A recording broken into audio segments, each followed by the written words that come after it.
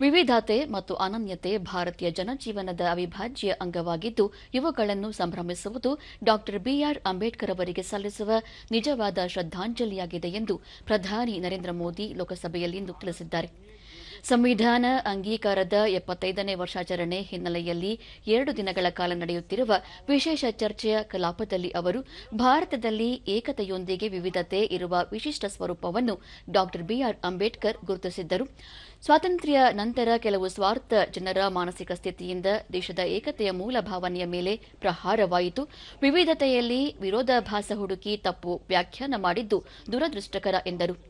ಭಾರತ ಪ್ರಜಾತಂತ್ರದ ಮಾತೃಭೂಮಿಯಾಗಿದ್ದು ಪ್ರಾಚೀನ ಕಾಲದಲ್ಲಿ ನಮ್ಮಲ್ಲಿ ಪ್ರಜಾಪ್ರಭುತ್ವ ಮತ್ತು ಗಣತಂತ್ರದ ಬೇರುಗಳಿದ್ದವು. ಬಹು ಹಿಂದಿನಿಂದಲೇ ಇಲ್ಲಿ ಗಣತಂತ್ರ ಸಮೃದ್ಧವಾಗಿತ್ತು ಎಂಬುದನ್ನು ಡಾ ಬಿಆರ್ ಅಂಬೇಡ್ಕರ್ ಅವರು ಸಹ ಉಲ್ಲೇಖಿಸಿದ್ದರು. ಇದೀಗ ಸಂವಿಧಾನದ 75ನೇ ವರ್ಷ ಆಚರಿಸುತ್ತಿರುವುದು ಜಗತ್ತಿನ ಬೃಹತ್ ಪ್ರಜಾಪ್ರಭುತ್ವ ರಾಷ್ಟ್ರದಲ್ಲಿ ಮಹತ್ವದ ಮೈಲಿಗಲ್ಲಾಗಿದೆ ಎಂದು ತಿಳಿಸಿದರು. ಪ್ರಸ್ತುತ ಭಾರತ ಎಲ್ಲ ವಲಯಗಳಲ್ಲಿ ಕ್ಷಿಪ್ರ ವೇಗದ ಪ್ರಗತಿ ಸಾಗುತ್ತಿದ್ದು 3ನೇ ಅತಿದೊಡ್ಡ ಆರ್ಥಿಕತೆಯ ರಾಷ್ಟ್ರವಾಗುವತ್ತ ದಾಪುಗಾಲಿಟ್ಟಿದೆ. 2047ರಲ್ಲಿ ದೇಶದ ಸ್ವಾತಂತ್ರ್ಯದ ಶತಮಾನೋತ್ಸವ ಆಚರಣೆ ಸಂದರ್ಭದ ವೇಳೆಗೆ ವಿಕಸಿತ ಭಾರತ ಗುರಿ ಸಾಧನೆಯಲ್ಲಿ ದೇಶದ ಏಕತೆ ಅತಿದೊಡ್ಡ ಶಕ್ತಿಯಾಗಲಿದೆ ಎಂದರು. ಸಂವಿಧಾನ ರಚನೆಯ ಸಂದರ್ಭದಲ್ಲಿ 15 ಮಹಿಳಾ ಪ್ರತಿನಿಧಿಗಳಿದ್ದು ತಮ್ಮ ಅತ್ಯುತ್ತಮ ಚಿಂತನೆಗಳ ಮೂಲಕ ಅಸಾಧಾರಣ ಕೊಡುಗೆ ನೀಡಿದ್ದರು. ಪ್ರಸ್ತುತ ರಕ್ಷಣೆ, ಶಿಕ್ಷಣ, ವಿಜ್ಞಾನ, ತಂತ್ರಜ್ಞಾನ ಸೇರಿದಂತೆ ಎಲ್ಲ ವಲಯಗಳಲ್ಲಿ ಮಹಿಳೆಯರ ಪ್ರಾತಿನಿಧ್ಯ ಹೆಚ್ಚುತ್ತಿದ್ದು ಶಾಸನ ಸಭೆ ಮತ್ತು ಮಂತ್ರಿಮಂಡಲದಲ್ಲೂ ಅವರ ಸಂಖ್ಯೆ ಮತ್ತು ಕೊಡುಗೆ ಗಣನೀಯವಾಗಿದೆ. ಪ್ರಸ್ತುತ ಆದಿವಾಸಿ ಮಹಿಳೆ ರಾಷ್ಟ್ರಪತಿ ಸ್ಥಾನ ಅಲಂಕರಿಸಿರುವುದು ನಮ್ಮ ಸಂವಿಧಾನದ ಶಕ್ತಿಯಾಗಿದೆ. ಇತ್ತೀಚೆಗೆ ನಾರಿ ಶಕ್ತಿ ಕಾನೂನು ಜಾರಿಗೊಳಿಸಲಾಗಿದ್ದು ಮುಂಬರುವ ದಿನಗಳಲ್ಲಿ ಮಹಿಳೆಯರ ಕೊಡುಗೆ ಮತ್ತಷ್ಟು ಹೆಚ್ಚಲಿದೆ ಎಂದರು. ಇದೇ ವೇಳೆ ಕಾಂಗ್ರೆಸ್ ಪಕ್ಷ ಸಂವಿಧಾನವನ್ನು ಕೇವಲ ಮತ ಬ್ಯಾಂಕ್ ರಾಜಕಾರಣಕ್ಕೆ ಬಳಸಿಕೊಳ್ಳುತ್ತಿದೆ ಎಂದು ತಿಳಿಸಿದರು. यात्रा को उसके प्रति वो सजग थे, उनको इस बात का पूरा भान था. आदरणीय सभापति जी, भारत का लोकतंत्र,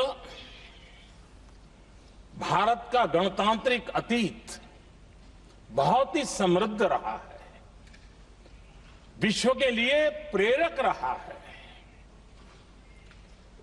और तभी तो भारत आज मदर ऑफ डेमोक्रेसी के रूप में जाना जाता है.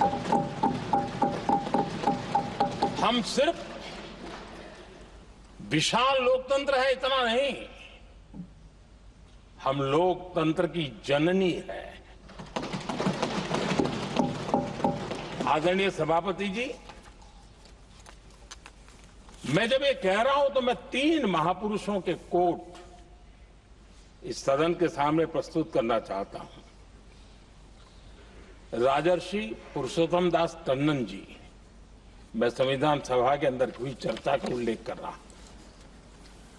उन्होंने कहा था, सदियों के बाद हमारे देश में एक बार फिर ऐसी बैठक बुलाई गई है, यह हमारे मन में अपने गौरवशाली अतीत की याद दिलाती है.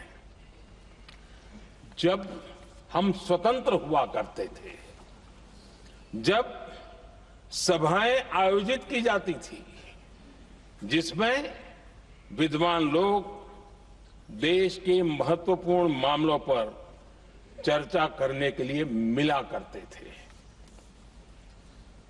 दूसरा कोट मैं पढ़ रहा हूं डॉक्टर राधाकृष्णन जी का.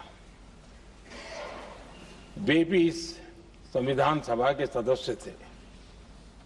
उन्होंने कहा था, इस महान राष्ट्र के लिए गणतांत्रिक व्यवस्था नई नहीं है. हमारे यहां ये इतिहास के शुरुआत से ही है. और तीसरा कोट मैं बाबा साहब आम्बेडकर का कह रहा हूं. बाबा साहब आम्बेडकर जी ने कहा था, ऐसा नहीं है कि भारत को पता नहीं था कि लोकतंत्र क्या होता है. एक समय था जब भारत में कई गणतंत्र हुआ करते थे. आदरणीय सभापति जी, हमारे संविधान के निर्माण की प्रक्रिया में हमारी देश की नारी शक्ति ने संविधान को सशक्त करने में बहुत बड़ी भूमिका निभाई थी।